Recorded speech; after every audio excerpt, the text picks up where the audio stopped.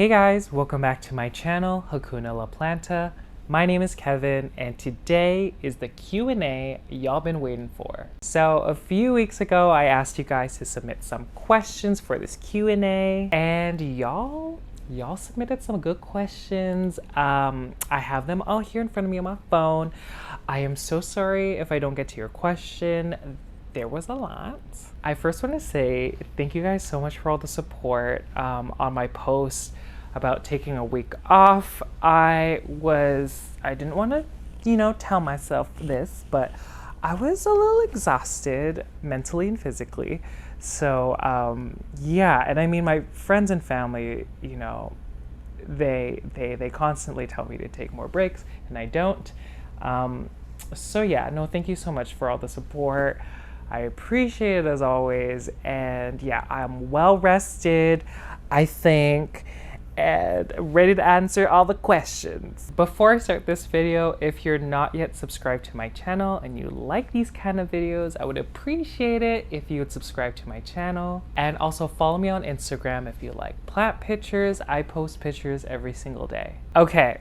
So I'm kind of nervous. Oh my gosh. I don't know where to start. Okay, actually I do. This question is from Maria Teresa.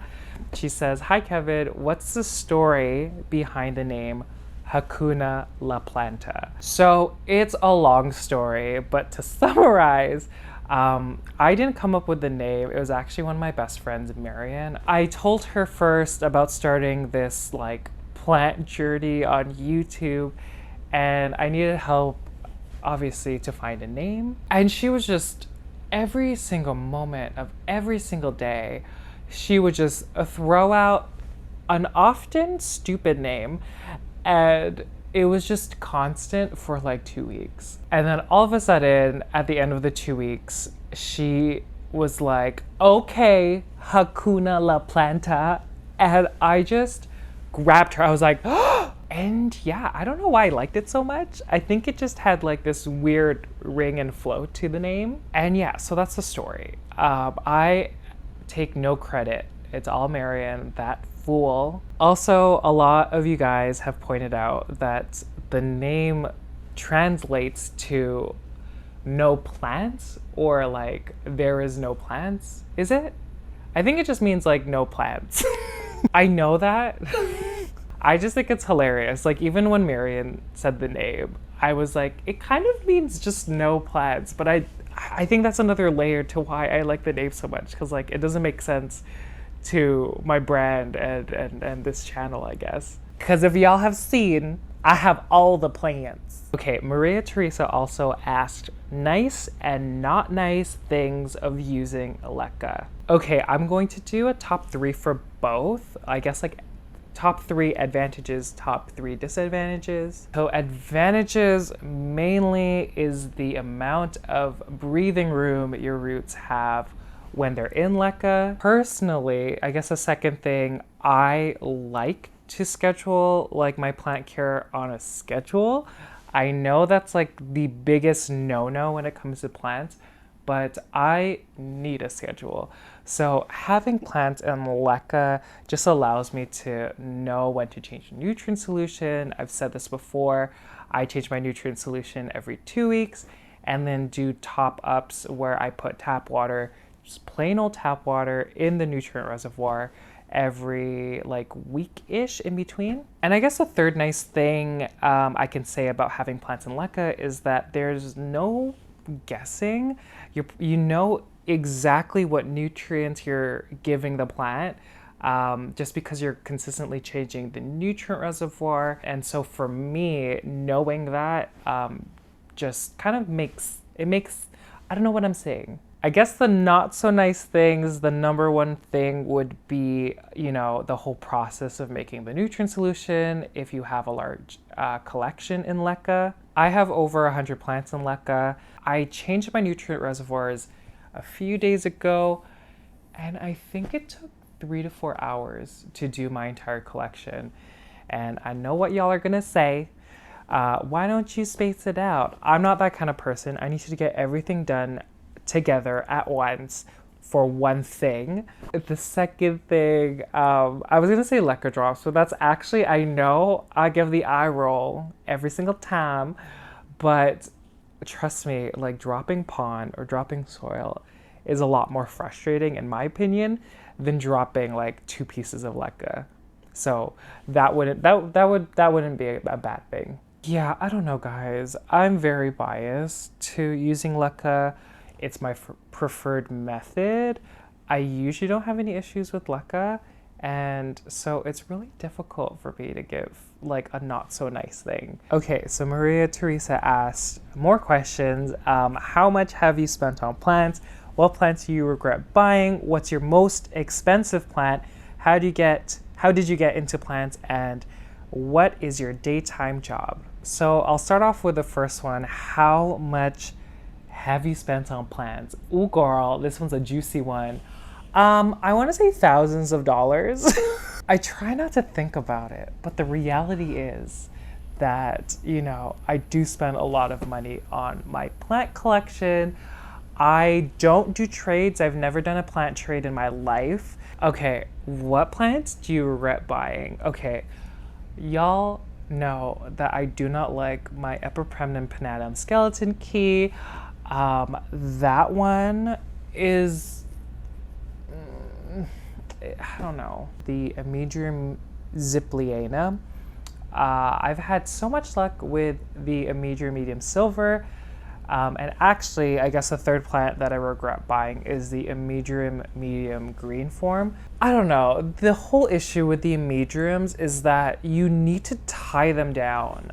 You need to tie them down or they will put out runners. And I'm sorry, I don't have a lot of room to just have this runner just going up to the sky without any leaves. Okay, what is your most expensive plant? Okay, that one is easy. I wanna say my MONSTERA alboborsigiana. One of them was a bit cheaper. The older one I spent $300 on. And then the bigger one, I think it was like $550. Yeah, so the second MONSTERA albo was $550, and that's the most I've spent on one single plant. How did you get into plants? Oh girl, okay, my mom is so into plants. I think I've mentioned that before. She's not like the greatest, but like she really likes plants. So I mean, they were around me. I never really took an interest to them. And then I guess 2 years ago, I just wanted, for some reason, I just wanted to grow plants. So I bought a peace lily. Here's a picture. I think this was on my Instagram, but this was one of my first plants. I had a few others before, but like, I can't think. I had like a palm. I bought it from IKEA. I had it for like, I want to say 8 years until I chucked it. What is your daytime job? So I'm kind of a private person, kind of. So I don't feel comfortable saying what I do, but let's just say I have a full-time job and it's like a 9-to-5 job. Let's just say that. Okay, so this next question is from Life is a Box of, and they asked, I think they're asking, have you killed any plants in LECA? And of course I have. I think the first plant I killed was the peace lily in the picture I showed, which I think is funny. Philodendron gloriosum. I'll put a picture. Root system was okay, but it was totally my bad. I'll put a picture here. I think this is when I first got it. I just put it straight into LECA, and I shouldn't have. I should have waited a few days. I put it into shock, and then it just kind of withered away, died away, and I just bought another one. Anthurium chamberlainii, that one died. Similar situation, I didn't give it enough time. I just threw it into LECA right away after I got it in the mail. Scindapsus exotica, I think that's what it is. That one died. I've actually killed 2 or 3 peace lilies when I transferred it into LECA, and I was very upset. And I don't know, do peace lilies have sensitive root systems? Because I have never in my life had luck with peace lilies, or at least a transfer into LECA. So there's that. Okay, so I just saw Nancy K's question, which is essentially what I just answered. So let us know what plant you have had issues transferring into LECA. Peace Lily. Peace Lily, I want to say maybe the Scindapsus family. I've had a rough time with, well, the Exotica died. I had a Silvery Ann that I had to transfer back into soil. I gave that one away, but she didn't really do well in LECA either. And then my Scindapsus Tribii Moonlight also, you know, wasn't the happiest, but all of a sudden, it's happy now. Okay, Nancy K also asks, what is your routine for your plants in pond and soil? What fertilizer or nutrients do you use? Also, what's your least favorite plant at the moment, or the plants that you're having issues with? Okay, there's a lot here. What's your routine for your plants in pond and soil? Okay, so first, my plants in pond, a lot of them are in self-watering pots or systems. I'm still new to pond, and I know pond, when you buy it, has these beads of slow-release fertilizer already in it. So a lot of people think that you don't need to fertilize it in the first 3 months. On the flip side, some people say that you should just start with a light fertilizer right from the beginning. I've been experimenting. I've been using like a 3 times diluted hydroponic solution, like the nutrient solution I usually use for my plants in LECA and passive hydroponics. And when I use that, I only use it every month, like once a month, and every watering in between, I just use plain old tap water. For my plants in soil, they already have their own like organic fertilizer. Like I use a lot of worm castings, and I bought a organic fertilizer. It's a powder form that I mix in my soil that has even nitrogen, phosphorus, and potassium nutrients in it. Usually my routine with plants when I need to water them is based on the weight of the pot and the plant.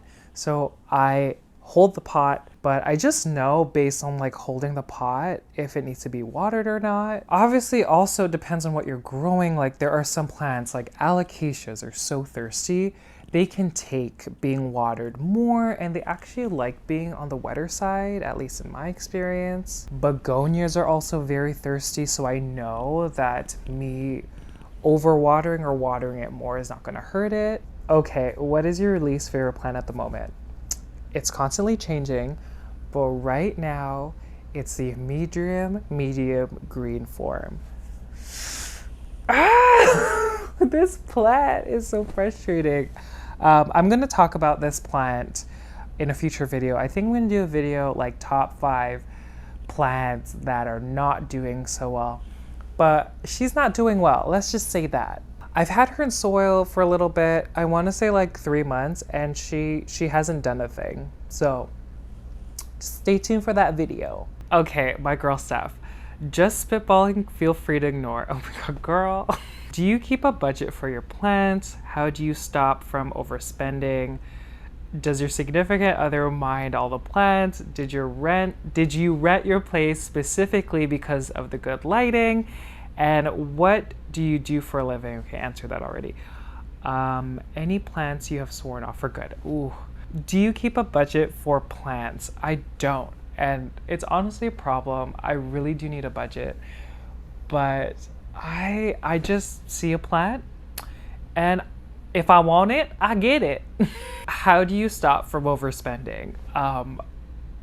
I have never stopped overspending, and ties into the first part. It's a real problem. I need to work on that. Does your significant other mind all your plants? I think, do you know what? Funny enough, he hates soil. So me transferring all my plants to LECA and passive hydroponics, ever since that happened, he was totally fine with it. We've had to make a few changes with the bedroom, space-wise, just because y'all have seen my houseplant tours. It's like half of my bedroom space is plants. But aside from that, Actually, wait. The other thing that he doesn't like is not the plants, but the plant supplies. So I have buckets, I have trays, I have pots, I have soil, LECA, perlite, pond, like just like all this stuff for plants all over the place. And there's like no room for it. So that's another thing. There's like a lot of that. Did you rent your place specifically because of the good lighting? So no, this was actually when I moved here. This was, I think it was four or 5 years ago.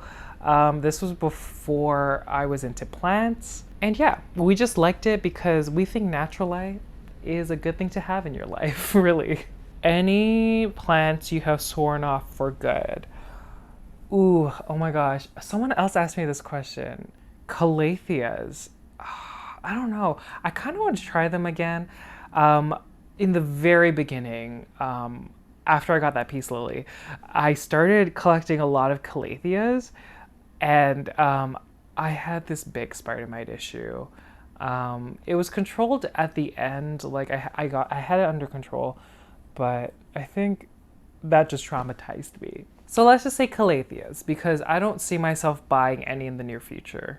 Okay, Pampered Reality asks, do you think your plants actually grow better in semi-hydro, or do you think they would have done better in soil, and semi-hydro is more of a convenience? So for my personality and the way I do things in life, just doing things on a schedule, it is more convenient for me, even though it's a lot of work. I don't know. I'm obviously biased. I've seen the success with all my plants in semi-hydro. I think another factor is you know exactly what nutrients are going into the plant, and also like soil, you do and you don't know. I know there's different mechanisms in soil.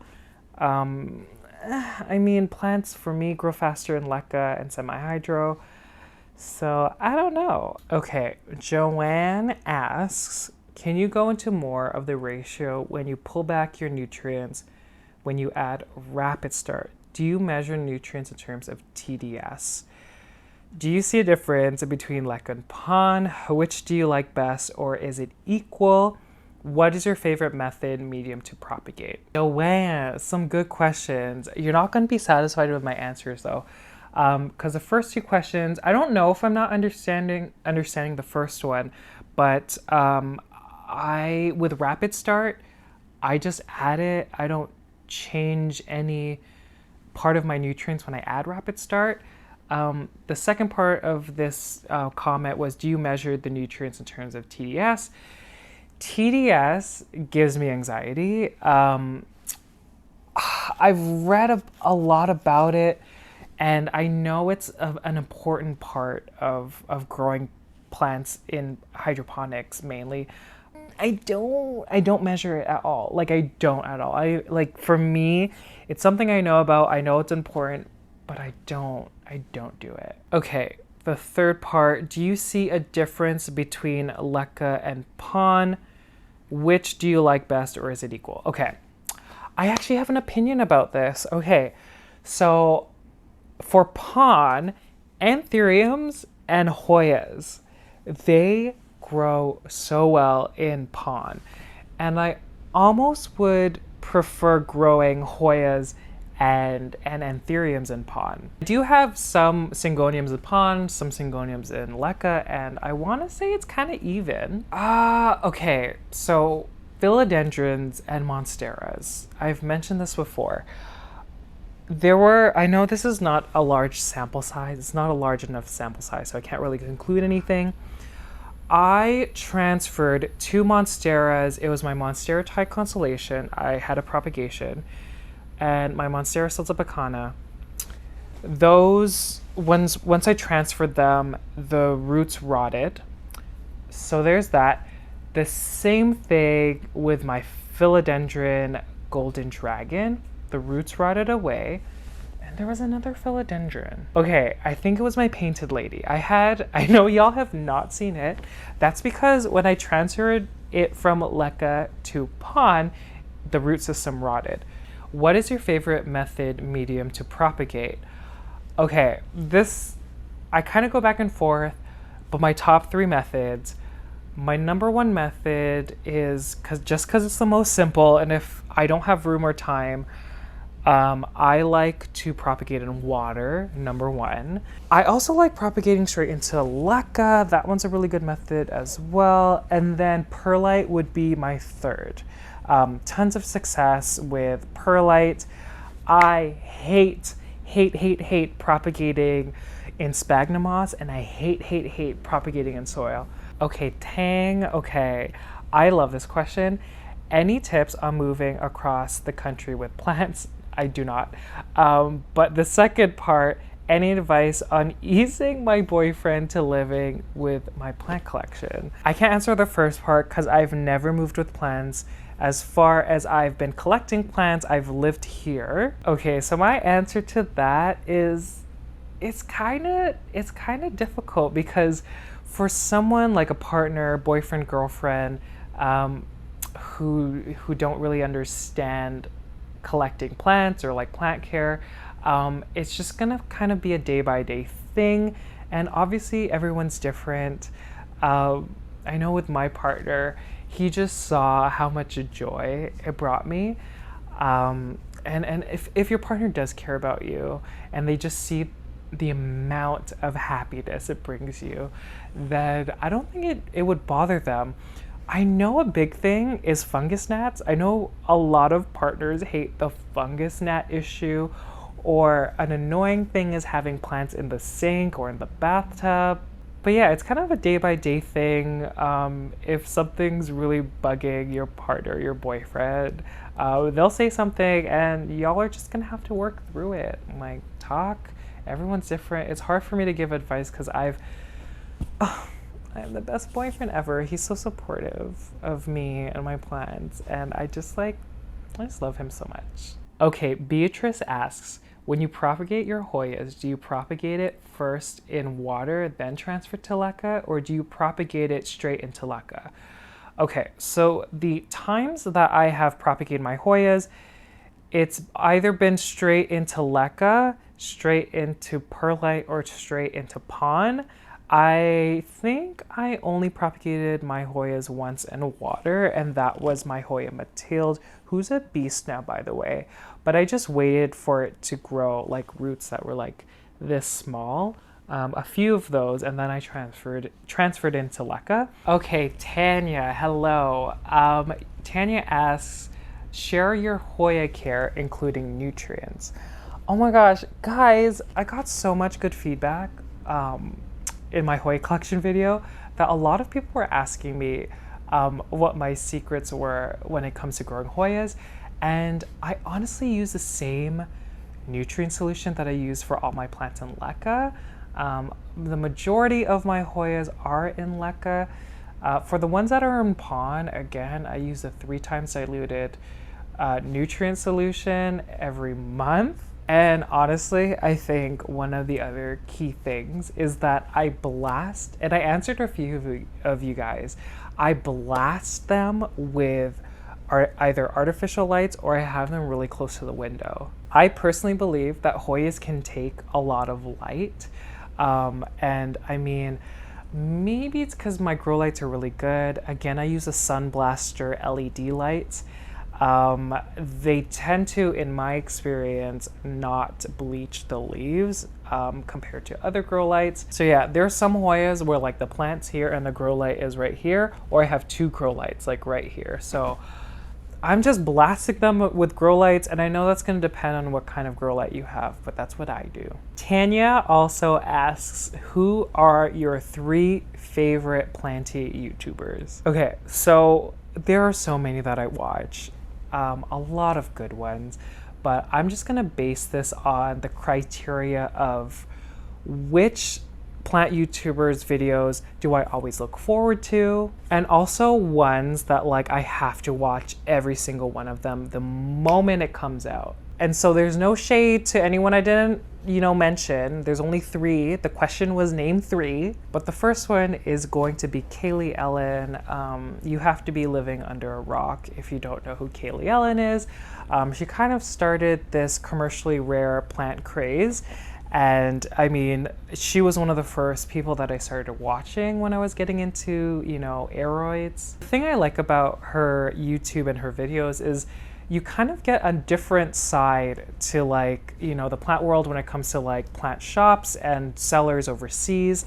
And I kind of like seeing that. And she does have a lot of information about growing plants, selling plants, that I really find interesting. The second one is Becca De La Plants. Oh my gosh, another YouTuber that I've been watching from the beginning of my plant journey. I love that she has such a like relaxed kind of outlook when it comes to taking care of plants. And I mean, so much respect for her for quitting her day job and now making this plant thing her main source of income. That's very scary, and I don't think I could ever do it, but like, here's to hoping. I don't know, I really like her personality.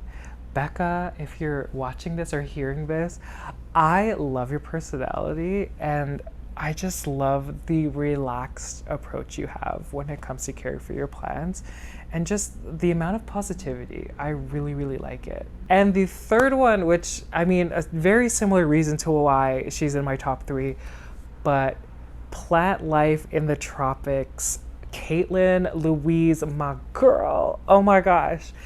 I feel this girl, oh my God, I'm sweating. I really like this girl. I really identify with Caitlin because I just feel like we're kind of the same person. I mean, we're not, obviously. She's like a gorgeous, you know, girl that lives not in Canada.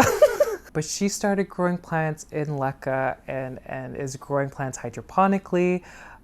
She loves propagating her plants, and she has so much joy. Like, just watching her videos, there's this undeniable, genuine joy that she has when she talks about the success of her propagations that I totally identify with. So yeah, that's why I really like her. I cannot miss a video from her. She is fantastic.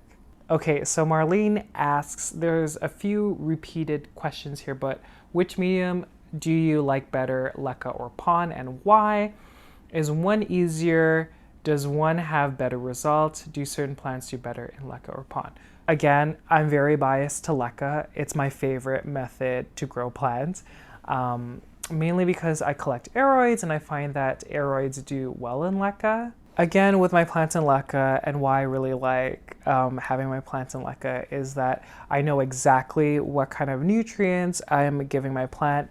There's a constant routine when it comes to changing out the nutrients and topping up the reservoirs. So with that, I know exactly what I'm giving my plant.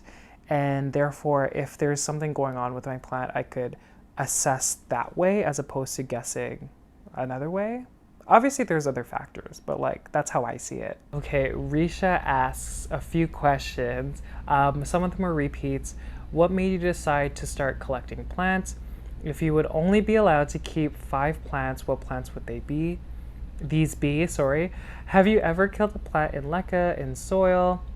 What is the maximum budget or price that you're willing to pay for one plant? So I answered number 1. Number 2, if you would only be able to keep 5 plants, what would they be? Oh my gosh. I'm just gonna do it off the cuff, kind of like just say what's on my mind. MONSTERA Constellation. So rewarding, so easy, and like, she's a beast in my collection. The SYNGONIUM, PODOPHYLLUM, AUREA. I just love yellow variegation a lot, so that's my second. Philodendron strawberry shake. Always a mystery what the variegation is gonna look like. It looks different when it's under like sun stress.